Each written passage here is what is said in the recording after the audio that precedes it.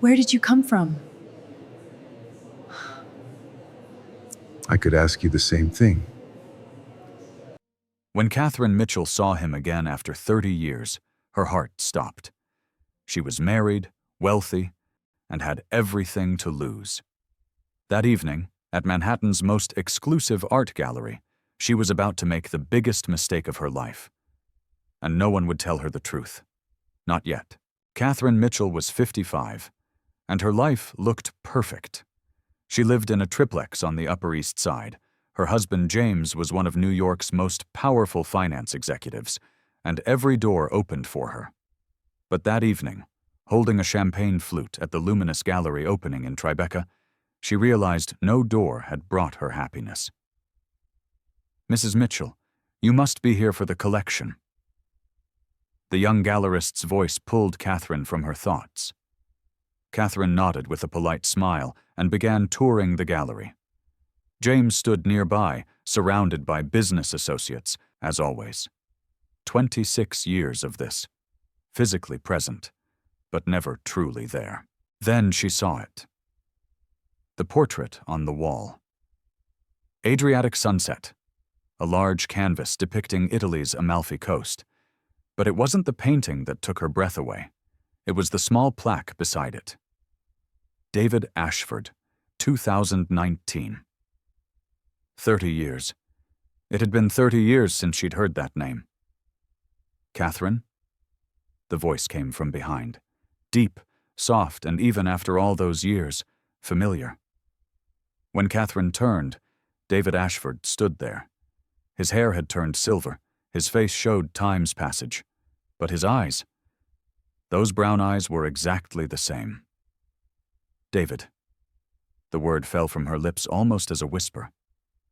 "Never thought I'd find you here," David said, his smile crinkling one eye just like it used to. "Mrs. Mitchell now, isn't it?" Catherine's champagne flute trembled slightly. Life changed. Did it? David stepped closer. Not too close, but Catherine could smell his cologne, wood and sea. Or did we just make choices? Before Catherine could answer, James's voice echoed beside them. "Darling, time to go." Then he noticed David. "Do we know each other?" "David Ashford," David said, extending his hand. "One of tonight's exhibiting artists." "James Mitchell." Her husband shook hands, but Catherine saw that slight dismissive expression on James's face, the way a businessman looks at an artist. "Catherine, the car's waiting." But Catherine didn't move. She stood there, looking into David's eyes, feeling something, that thing she'd felt 30 years ago. Passion, freedom, life itself. "1 minute," Catherine said softly. She turned to James. "Go ahead, I'll be right there." James's jaw tightened. "Catherine, please, James, just 5 minutes." James's gaze moved between Catherine and David. Then, with a cold expression, he nodded. 5 minutes. He turned and walked away. David spoke in a low voice. "Still the same Catherine. You always made your own decisions." "Did I?" Catherine's voice was bitter. "If I'd made my own decision 30 years ago, we wouldn't be here right now." The following week, Catherine found herself visiting the gallery again. James was out of town, Tokyo or London. She didn't even care anymore. She was alone at home, as usual, and David's painting wouldn't leave her mind. "You came back." David's voice echoed at the gallery door. He held coffee cups. "I knew you would. Adriatic sunset was always your favorite." Catherine couldn't respond, because it was true. David remembered every detail. "Do you remember Italy?" David said as they stood side by side. "That summer, in Positano. You were 20, I was 22. "I remember." Catherine's voice was hoarse. How could she forget? That summer was the freest, happiest time of her life. Watching sunrises on the beach, dinner at small trattorias, dancing in narrow streets. And those nights, David's touch, his kisses, feeling completely safe in his arms. "I thought about you every day," David said quietly. 30 years, and now you're here, in front of me, but too far away to reach. Catherine turned toward him. Only inches separated them. David, You're married, I know. David's finger moved toward Catherine's face but didn't touch. It hung in the air, suspended. But are you happy, Catherine? Truly happy? The question stabbed into Catherine's chest like a dagger, because she knew the answer. No, she wasn't. James is a good man, she said automatically. He's given me everything. Everything. What have you given yourself? Catherine closed her eyes. David was right. For 26 years, she'd been James Mitchell's perfect wife, smiling at cocktail parties, working at charities, never complaining. But when had she lived as Catherine? If you'd have dinner with me, just as old friends, David said. Tomorrow night. I know a small place. No one will recognize us. Catherine's heart pounded wildly in her chest. She knew this was dangerous. She knew if it started, she couldn't know where it would end. But in that moment, looking into David's eyes, she wanted to truly live for the first time in her life. Tomorrow night, she said quietly. The dinner was at a small Italian restaurant in the village. Candles burned, jazz music floated in the air, and for the first time in years, Catherine felt like herself. Tell me about James, David said, turning his wine glass. How did you meet? Catherine sighed. Your father introduced us, remember? After you and I broke up. My father described James as suitable. A bitter smile. Rich, powerful, reliable, everything my family wanted. What did you want? You. The word came out so openly, so clearly, that Catherine surprised herself with her own voice. But my father, you were a poor art student. Your future was uncertain. He gave me an ultimatum, either you or my family's support. David's hand reached across the table, held Catherine's. The touch was electric. And you chose James. I was scared. Catherine's eyes filled. I was 20 and I was scared. I loved you, but I didn't know how to live a life without luxury. And now... She laughed, but it was a painful laugh. Now I have luxury, but I have nothing. David's thumb drew circles in Catherine's palm. A simple movement, but Catherine's entire body was on fire. 30 years. For 30 years, James hadn't made her feel this way. Catherine, David's voice was hoarse. It's not too late. It's never too late. And in that moment, at that small candle-lit table, Catherine made a decision.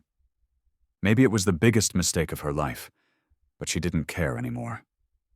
She leaned forward, and her lips found David's. The kiss started soft, then deepened, became passionate. 30 years of longing, regret, and suppressed desire were in that kiss. David's hand buried in Catherine's hair, hers on David's chest, feeling his heartbeat. Let's go, David whispered, his lips still touching Catherine's. My studio is close. Catherine knew what he meant, and with all logic, all morality, all her marriage vows, she knew this was wrong. But in that moment, looking into David's eyes, she wanted only one thing: to truly feel herself. Let's go. David's studio was in Soho, a loft on the 5th floor. As they rode up in the elevator, Catherine's hand in David's, her heart pounded wildly. She knew that once she stepped through that door, there would be no turning back. The loft was spacious, bohemian, and completely David. Canvases everywhere, paint smell in the air, and through the large windows, Manhattan's lights sparkled. Welcome, David said softly, closing the door. Catherine looked around, but she wasn't really seeing anything. All she could think about was David's presence, standing behind her, his hands coming to her waist, his warm breath on her neck. Catherine, David's voice in her ear. If you don't want... Catherine turned, pressed her lips to David's. That was the answer she'd been trying to give for 30 years. David's hands went to Catherine's back, her hair. Hers struggled with David's shirt, unbuttoning it, releasing the desire she'd suppressed all those years. Clothes came off slowly, each piece a layer of regret, loneliness, and unhappiness. They stumbled to the couch. David's hands explored Catherine's body, gently, reverently, as if she were the most precious thing. And Catherine felt it, truly felt it, herself as a woman, desired, wanted, valued. "You're so beautiful," David whispered, leaving kisses on Catherine's shoulders, neck. "You always were." Catherine's hand held David's face, looked into his eyes. "I always loved you. It never end—" But David captured her lips again, and words disappeared into passion. Hours later, Catherine lay in David's arms, city lights illuminating the windows, David's fingers drawing circles on her back, her own breathing synchronized with his. Peace. For the first time in years, real peace. "What are you thinking?" David asked softly. Catherine smiled, a bittersweet smile. I wish I could have been brave 30 years ago. The past is past, but now, right now, we're here." David pulled Catherine closer, kissed her. "And I don't want to lose you again." Catherine's heart tightened, because she knew this couldn't last. She thought of James, cold, distant, but still her husband, and her own life, the Upper East Side, charity events, the responsibilities waiting for her. "David, it's complicated." "I know." David's voice grew serious. "But Catherine, life is too short. We both know that. Is it worth staying in an unhappy marriage?" The question hung in the air. Catherine couldn't answer, because in her heart, she already knew. The following weeks were like a dream. Catherine and David met every day, lunches, art exhibitions, and those passionate nights at the loft. Catherine felt alive again, but something started to change. David began talking about money. "This studio rent is very expensive," he said one evening, pouring wine, "and I'm preparing a new exhibition, but the costs—" Catherine jumped immediately. "I can help you. James won't notice we have separate accounts." David's face lit up. "Really? Catherine, you're incredible." And Catherine helped. First $5,000. Materials for my exhibition. Then $10,000. Gallery rent. Then $20,000. New equipment. But one night, when Catherine saw David's phone charging on the table, a message appeared on the screen. "You're not playing the same game with someone else, are you?" Poif. Catherine's heart stopped. She picked up the phone, opened the messages. And what she saw, her entire world collapsed. David wasn't just with her. There was a woman named Margaret, 45, married, wealthy, and the messages were exactly the same. The same romantic words, the same promises, the same only you theme. David was a con artist. He targeted wealthy, unhappy, married women, had affairs with them, extracted money, and then disappeared. The phone trembled in Catherine's hand. The love she'd found after 30 years. Was it fake? Was everything a lie? The door opened. David entered, shopping bags in hand, smiling. "Darling, I have a surprise for you." Then he saw Catherine, phone in her hand. His smile froze. "Catherine—" "Who's Margaret?" Catherine's voice was ice. David's face paled. It's complicated." "Complicated?" Catherine laughed, but it was a hysterical laugh. "How many loves do you have, David? How many unhappy, foolish women fall for your game?" "Catherine, please, understand." "Understand what?" Catherine jumped up. "That you loved me? Was any of it real? Or was it just for my money?" David tried to approach. "At first, yes, okay. It was for money. But then, Catherine, you were different. My feelings became real." "Get out!" Catherine screamed, tears streaming. "Get out right now! I never want to see you again!" David turned to leave, but stopped at the door. "Catherine, it was real once, in Italy, that summer. It was real." "No," Catherine shook her head. "I was just stupid. 30 years ago. And now." When Catherine returned home, it was late at night. The triplex was dark, but a light was on in the living room. James was there, sitting on the couch, wine glass in hand, eyes fixed on Catherine. "James," Catherine started, but words stuck in her throat. "I knew," James said in a calm voice. "About David Ashford. I knew from the first dinner." Catherine froze. "What?" James set down his wine glass, stood up. "I had you followed. Hired a private detective. I know everything, Catherine." Fear spread through Catherine. "James, I'm sorry. I want you to know something," James cut her off. "Who David Ashford really is." He took a folder from the table, handed it to Catherine. Catherine's hands trembled as she opened the folder. Inside were photographs, bank records, police reports. David Ashford, or his real name, Daniel Morrison, was a professional con artist. In the last 10 years, he'd had relationships with at least 8 wealthy women, extracting a total of $500,000. And right now, he was wanted by the New York police. "My God," Catherine whispered. What have I done?" "You did something unforgivable," James said, his voice no longer so calm. "You betrayed me. You betrayed our 26-year marriage." He paused, took a deep breath. "But I betrayed you too." Catherine looked up, shocked. "What?" James collapsed onto the couch, put his head in his hands. "I became a workaholic. I stayed away from you. Because I was afraid." "Afraid of what?" "That you didn't love me." James's voice broke. "I knew I was your second choice. I knew you'd loved David, and I thought, if I gave you a perfect life, maybe you could love me too." Catherine's tears overflowed. "James, but I failed," James continued. "I gave you everything, money, security, status, but I didn't give you what you really needed. Me. The real me." Catherine sat beside James. For years, maybe for the first time in their marriage, she truly looked at him. And she saw a lonely man. Powerful, successful, but lonely. Just like her. "I failed too," she said quietly. "I never tried to really know you. I just disappeared from our marriage." They sat in silence. The sounds of Manhattan came through the window, but in the apartment there were only 2 heartbeats. "I called the police about David," James said finally. "He was arrested today. You can recover the money he took." "I don't care about the money," Catherine shook her head. "What I care about, James, we've been together for 26 years, but were we ever truly happy?"